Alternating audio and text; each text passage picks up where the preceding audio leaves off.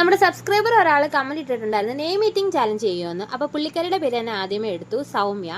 അപ്പോൾ സൗമ്യയ്ക്ക് ആദ്യം വരുന്നത് എസ് ആണ്. എസ് ഫോർ സമൂസ എടുത്തത്. അത് ഞാൻ കുറച്ച് കടിച്ചു നിന്നിട്ടുണ്ടായിരുന്നു.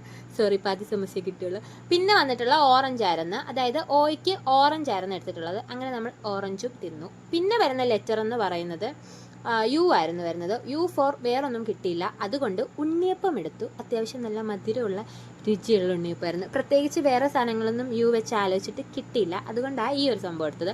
അത് കഴിഞ്ഞിട്ട് വരുന്നത് എം ആയിരുന്നു. എം ഫോർ മാങ്കോ എടുത്തത്. മാങ്കോ പഴുത്ത മാങ്ങ കിട്ടാത്തത് കൊണ്ട് നമ്മൾ വീട്ടിലുള്ള ഒരു പുളിയുള്ള പച്ചമാങ്ങ എടുത്തു.